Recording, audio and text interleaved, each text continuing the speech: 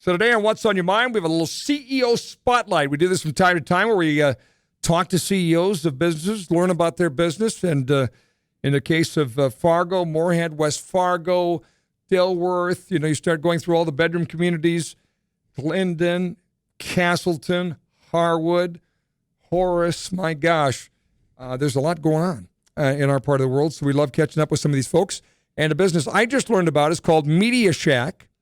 Online at MediaShackFargo.com. The founder and the CEO is Spencer Brandt, and he joins us in studio today. Spencer, how are you? I'm doing great. Thanks for having me, Scott. I appreciate it. I've interviewed a lot of CEOs in my time. I don't think any as young as you are. How old are you? I just turned 21 years old in the end of February. So. That is pretty awesome. Yeah. That you're 21 and you're running a business. Yeah. It's been a wild ride. So tell me about how this all started. How did you decide, hey, I want to run my own business? Yeah, well, it started with my passion for automobiles. So I've always been into cars and decorating my own cars. And that turned into buying a printer at some point, and it just kind of all spiraled out of control from there. I mean, we started small and kind of moved our way up from there. So on the talking about putting things on your vehicle, you give me an example of what you put on a vehicle besides obviously a sign for a plumbing operation or electrical place. Yeah, or any business. Yeah, just accent decals. I mean, whether you're putting racing stripes on something or it's your favorite aftermarket performance brand. I was always looking to put to decorate cars. That was just something I've always been interested in. And is that a thing? Yeah, it's a thing. It's a thing right now. Yeah. So this is you got a cool car and you put a little your own flair on it, and yeah, and that's kind of where it started, and then it moved a little bit more towards the corporate and the business world with it. So yeah. So what can we put on cars today? Like what kind of products do you offer for people to soup up their vehicle or extend their brand or whatever they're looking to do? Yeah, so we do anything from just your simple website and phone number decals to full wraps on a whole entire car, as in changing the whole color, or as in the case of my car, I have it split black on one side, white on the other. So you'll always think you're seeing two different cars, and there's just endless possibilities of what you can do with it. But now we focus on mainly just corporate decals, fleet decals, and stuff like that. So. And as far as a wrap, like how long does a wrap last? You wrap a vehicle, how long can you expect it to wrap? About 7 to 10 years. No kidding. Yeah, wow. I mean, you could expect that. It all depends. If it's sitting at the bottom of a gravel pit in the sun, it might not last as long. But if you take care of it, it'll last just as long as paint would. So very interesting. And what does an average wrap cost? If you're wrapping a truck, what does that cost? Yeah, anywhere in that $4,000 to $5,000 range will get you a wrap on a truck. So it's a lot more competitive than paint. And then the nice part is you can peel it off if you don't like it. So, or if you're changing your business, you can peel that logo off and put a different one on. So, yeah. Is it more and more people going to the wrapped vehicle route to extend their brand? Yep. And if you look at it, it's the cheapest advertising you can get, because you're not forcing it on someone. They're not watching some YouTube ad that got put in front of them. They're actually just seeing it in traffic, and then they wonder, hey, what do they do? From there. So if I came in and said, hey, got a new truck and want to put some logos on it, you do the design, you make it look pretty cool, you do all that? Yep, we do the whole process from start to finish. So we'll design what you want to do on it. We'll send you renderings, make sure it's what you want, and then we'll go to town printing and then installing it all in-house. So how do you get business for that? It's mainly all word of mouth. For the last 2 years that I've been doing this, we've really spent nothing on advertising, and it's just we're customer service focused, and it's mainly about getting that customer to call us when they add that next vehicle to the fleet. Wow, that's pretty amazing. And obviously you must do eye-catching work, because if somebody says, hey, that's good looking, and then they say, well, I got it done at Media Shack. Yeah. We always try to put our own little flair on things, and that's what I think we bring to the table is just fresh ideas, and we don't do the same thing over and over again. So that's what people like. We have a little experience here in that we're helping a group called Freedom Matters that is launching. It's I would call it an activist group, kind of a political group, folks just wanting to take matters into their own hands related to the direction the country is going, or the worries they see on the horizon from politics today.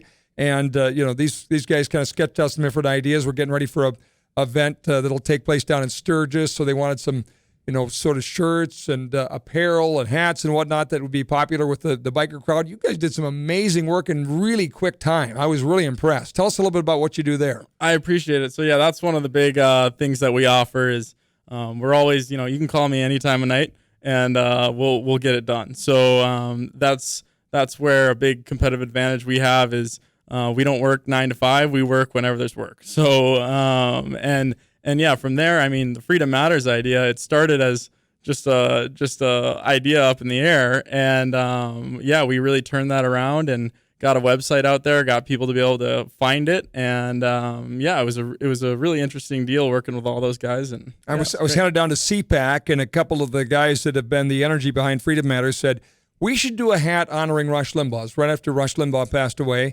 And literally from the time that was first uttered by somebody till the time there was a sample hat was like 48 hours. It was like ridiculous.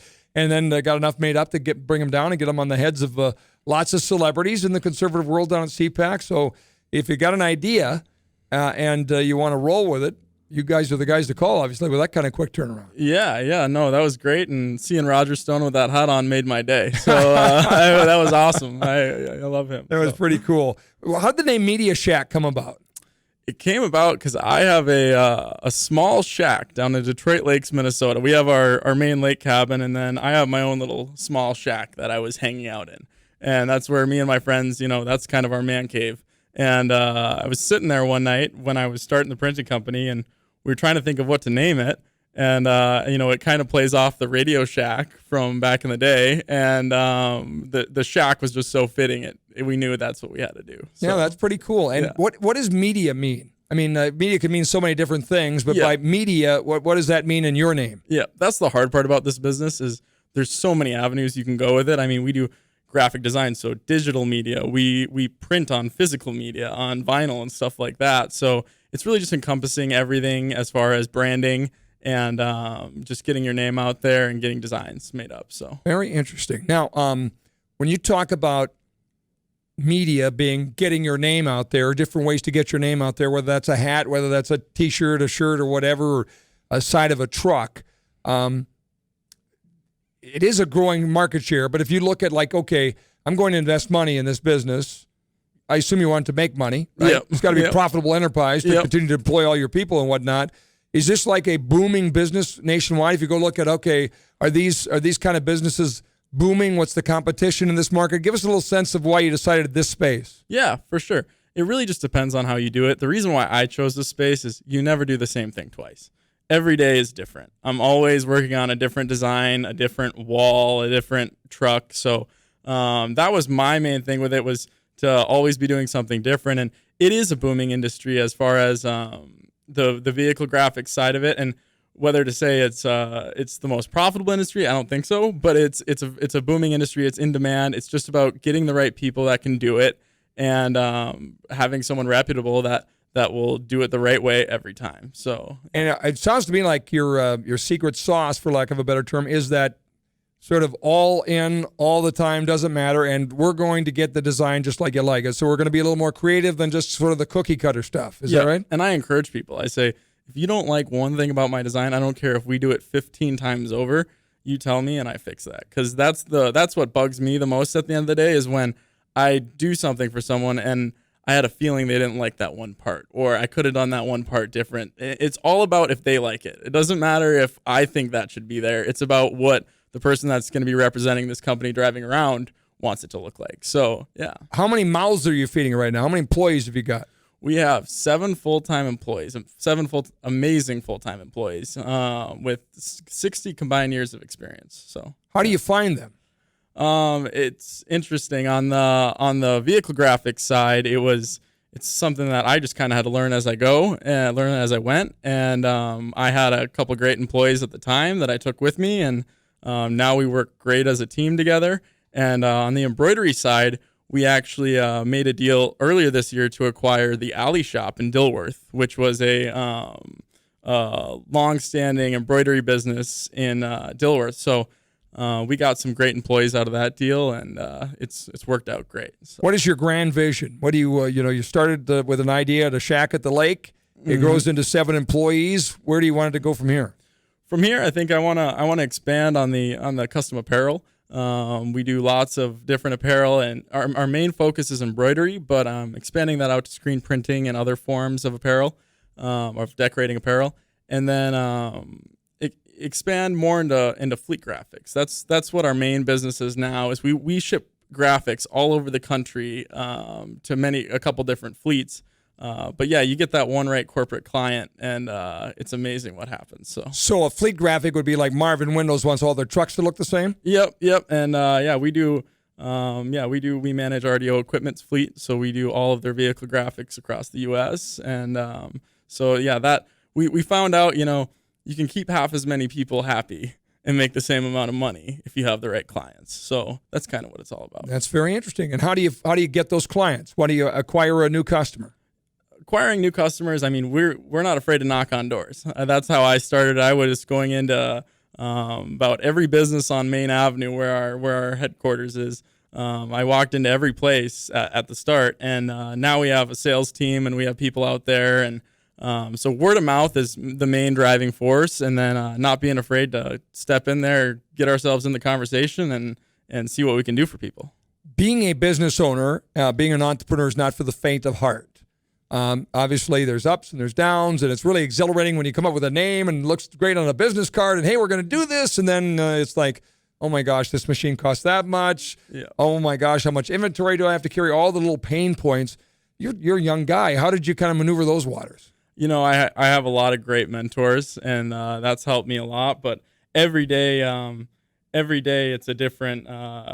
It's overwhelming because every day is overwhelming. You just got to learn how to get through it. I think that's the main thing: is learn how to keep your head above water, stay positive. But yeah, I will say that every time we expand and we get bigger, I step back and I go, whoa, this is really happening, and I don't think you could ever be prepared for it. I think you just have to put yourself out there and learn and adapt. That's one of the biggest things we've always done is just adapt. So great advice. What advice would you have for other entrepreneurs that might be thinking about this and following their passion or something they want to do? Yeah, my advice for other entrepreneurs is learn what you want to get into. There's a lot of things that look amazing, that looks fantastic, but if you get into doing it every single day, and kind of playing off what I said about everything I do is different, although I'm still doing graphic design every day, but it's just finding something you really like because and you like, and whether that's getting a job in the industry and feeling it out, or just getting a mentor in the industry. I think you have to know what you're getting into, and then also don't be afraid to take risks. That there's so many risks that I've taken that could have put us under so fast, and most of them worked out, some of them didn't, but you learn and adapt. That's my best advice. What doesn't kill you makes you stronger. Yeah. There you go. Got to take a little risk every now and then. Spencer Brandt, founder, CEO at 21 years of age. I just love this story. Media Shack. They're located, are you in Fargo or West Fargo physically? Yeah, we have a 12,000 square foot facility right off Main Avenue in West Fargo. And you can find them online at MediaShackFargo.com, on Instagram, on Facebook as well at Media Shack Fargo. Thanks for sharing a little bit of the story with us, Spencer. We appreciate it. Yeah, I appreciate the opportunity, Scott.